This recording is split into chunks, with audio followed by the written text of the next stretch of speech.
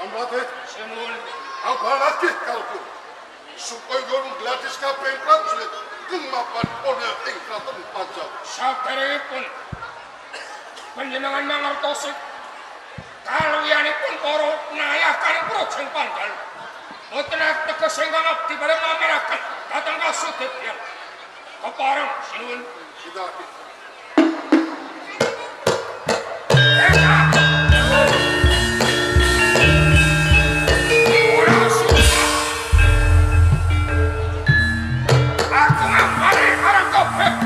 Wajiban kanggo kulayan.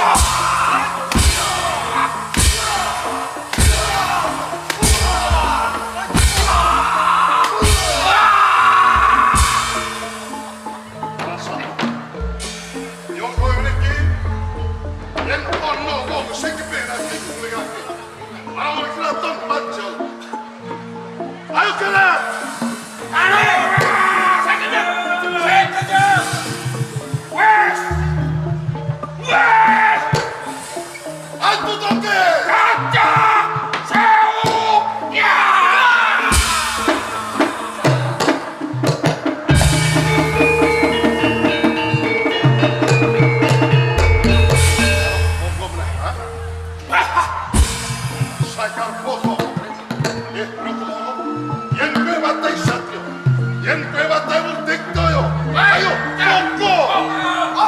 Sumerno oleh pembaharuan. Kula mboten lepas.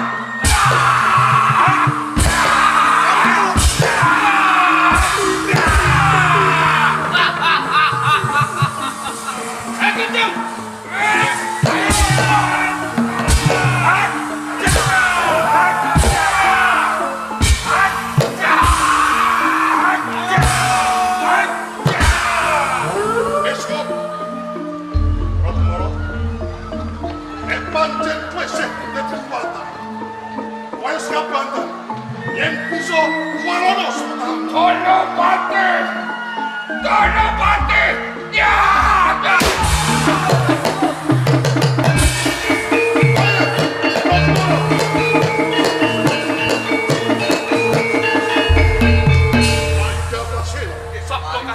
Lanpe Prajurit, Laine Bronkomoro, Pucuk!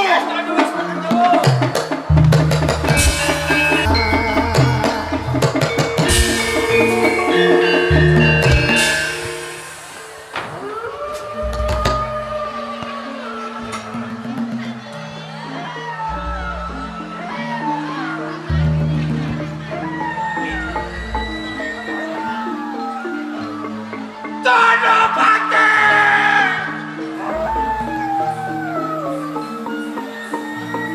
Kowe wis nandur wiso. Kawan Bronkomoro kowe kono. Aku ora salah. Aku ora luput. Para jeneng kita piloro. Anwat yen pacar ya. Ya, Donopati.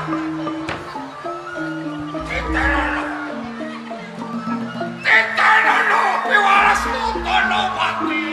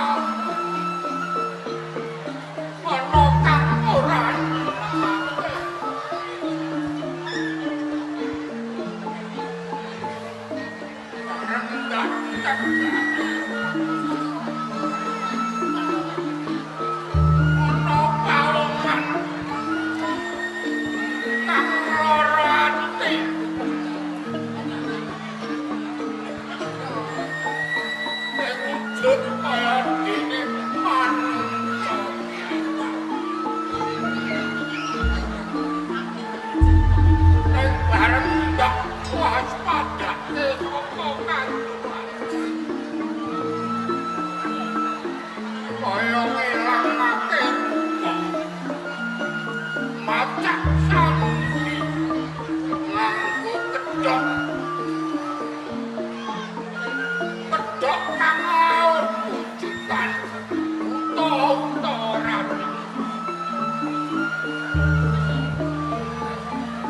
rampune kaya tumuji tilang bakal kejadian ya tak cedakane pawangan tehat pemendak Kami papa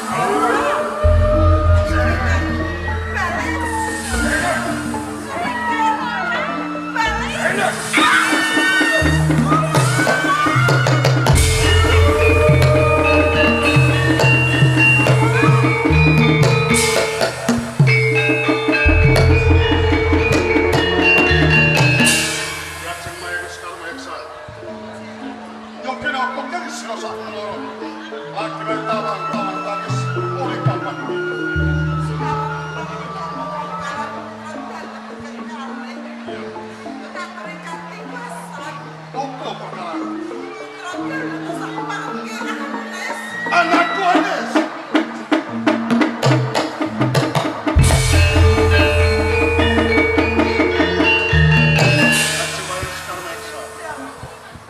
Opo kowe baru pas Surya. Sing ngomong papan kene, yo kok putramu sakno.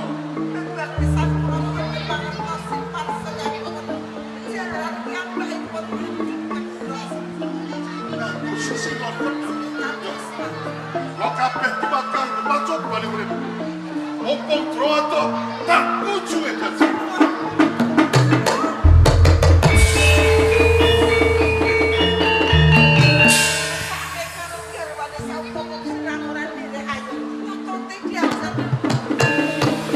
Bawahan.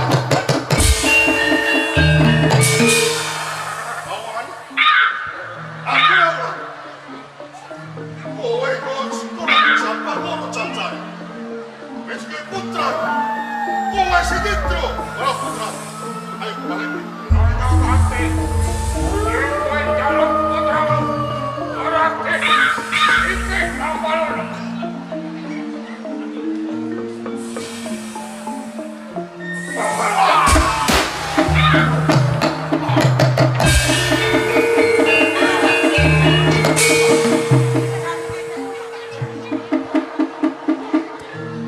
Ya cek banyak sekali Aku wis ketemu marang pawan sing ngawa sing ora. Pancen sing ndok putramu sakno. Kang tak jaluk. Aku disawar porti pula. Aku pinta.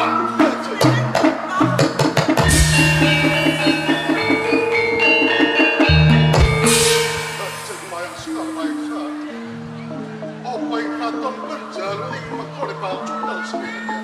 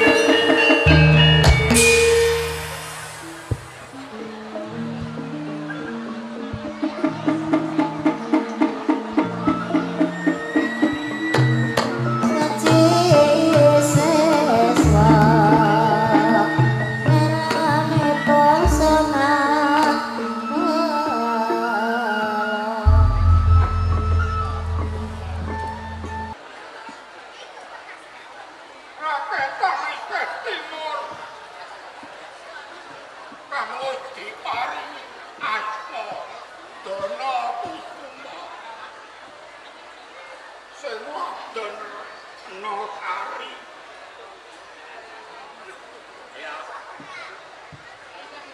Aku kepengen nyelametake ponang Jabang bayi.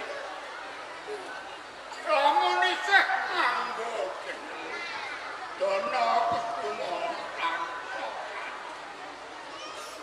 Kan urut dadi terane pawongan kang ora tanpa. Mula kang sapa iki tulunge tak gawa bali. Sing kapung bakal ndak lek jenenge Suwelo.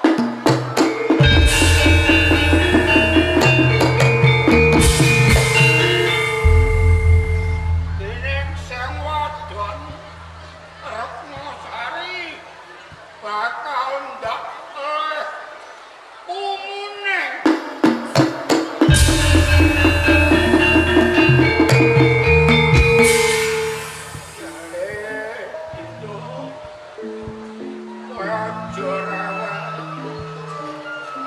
Aku pengen nyelametke kowe.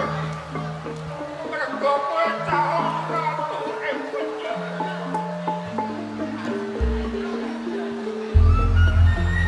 Lamun ora tak gawa bali. Lan mesti ya. Ben ora ngerti kaunan kae. Tak gawa bali ndak gedhe.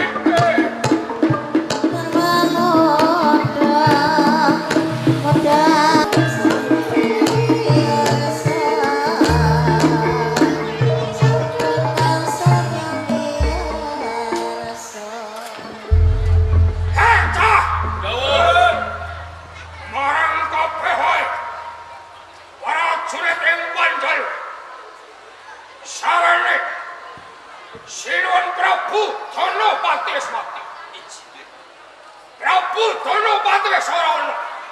Mula saksena iki dina kan dadi ratu ing Panjalu. Latih Kumara.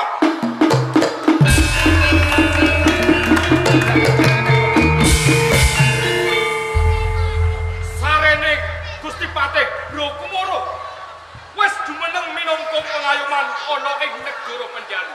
Mula atur bekti kelawan Sinuwun Prabu Kumara. Hidup Kumara! Prabu Kumara! Jaya! Kat Panjalu! Ambari sepisan maneh.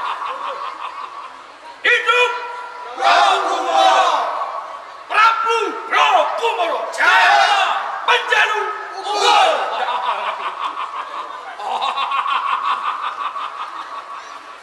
Bagus.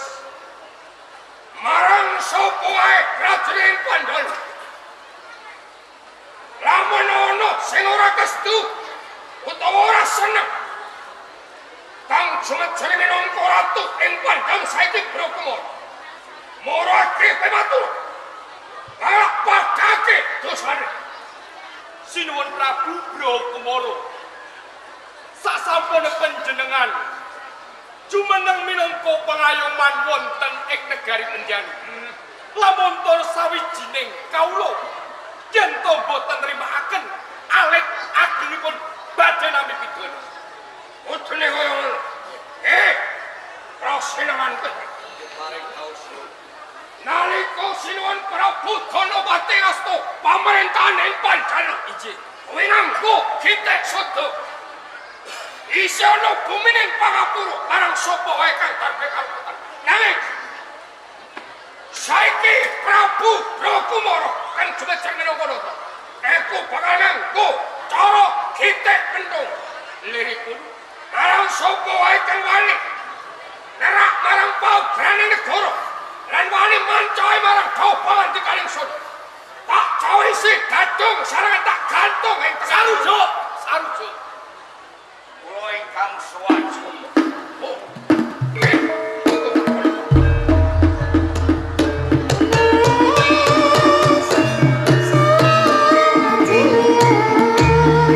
Bangsa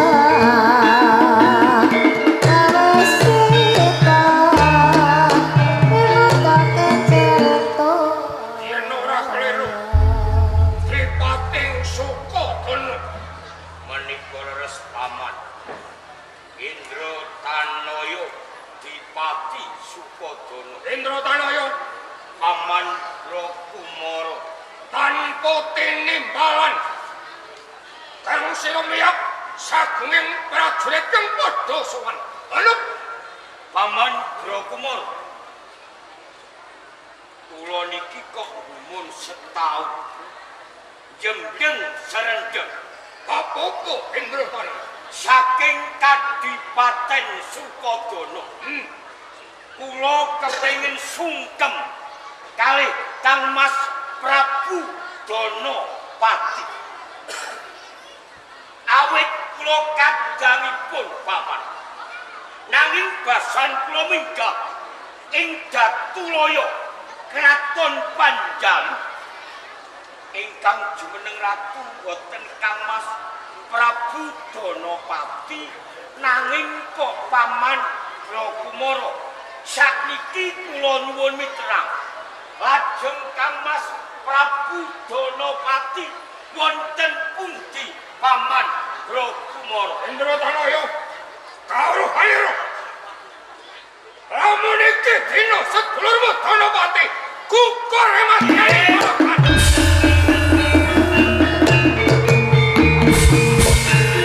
Paman Kumara. Kula menika kadangipun. Ya, Sakniki pejahipun Kang Mas Prabu Donopati. Gerahipun menapa Kang? Indratanaya Paman Kumara. sedulurmu Donopati ora mati. Amarga nyandang lara. Nanging patine ana menungso kang mateni. Lajeng sinten yen pejahipun Kang Mas Prabu Donopati kakrenah jeneng liyan paman Kumara. Cah! Blak kotang wae. Indratanaya tanpa tetengan. Aku kang mateni Donopati.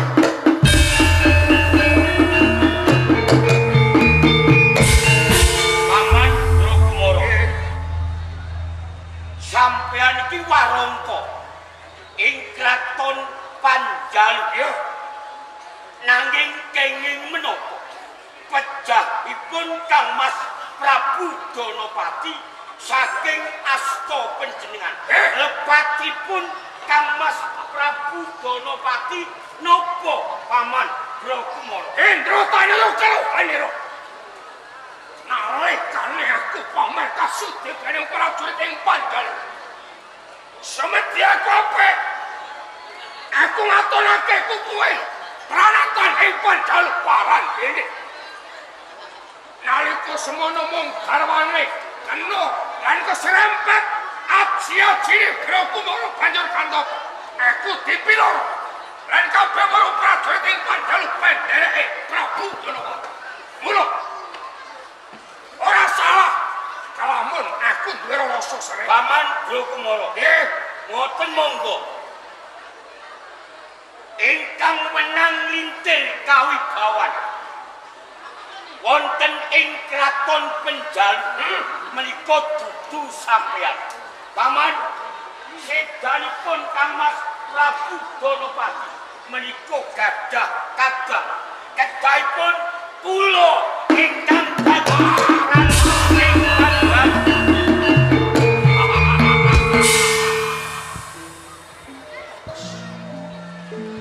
yen kowe kepengin dadi ratu ing Panjalu, tak tulungake balung banyak Panjalu. Nanging Piye? ora ketukan. Ana bebanan. Apa bebanane? Lamun kowe iso nglengkahi wangkene Kumara lakon, nglengkahi gambar. Kumara apa? Aku iso ngarani kowe kepengin ngemplok barang kang melok nanging dudu darben. Nak ora mudhun saka ing kursi gading, musuhmu Indra Tanah.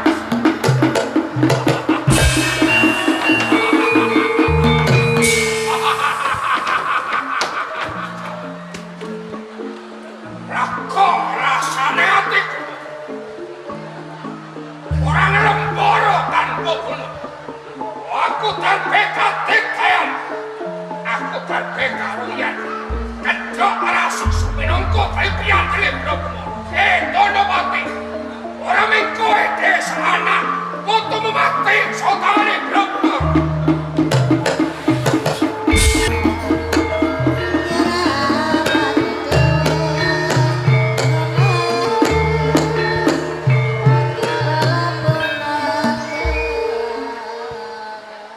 Marang sekabeh prajurit saka negara Panjan. Adipati Hendro Tanoyo kuwi tak ibaratake geni sak melik minggaing rapak. Yen to ora enggal kabrasto mesti wae bakal momyowo. Mula kang saka kuwi kanggo mawekani anggonku nungko kelawan Adipati Hendro Tanoyo Yai Senopati Prayuga. Oh, timbalan Kang Mas Senopati Prasila. Sliramu wektu dina iki ndak utus. Kang supaya budalake titian kuliman klau saka Wangkilan. Kang Mas, menawi sampun dipun parang. Iya, kula nyuwun tambahan pangestu, Mas. Ndak keparan aku.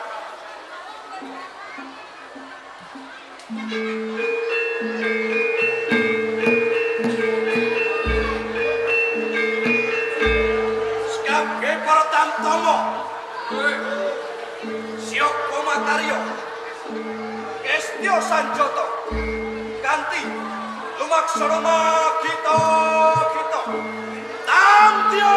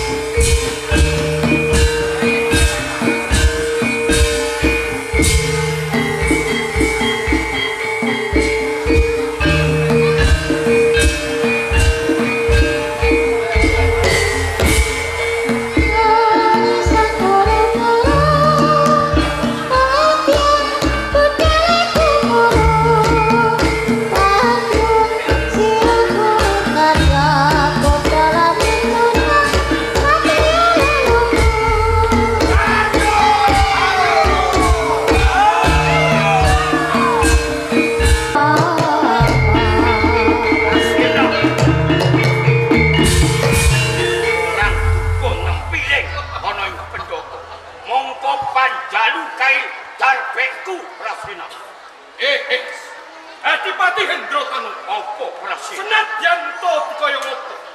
Nanging kang jumeneng iki sinuwun Prabu Brakumara mula kang saka yen to kowe ora nrimakake Kadipaten Sukodana tak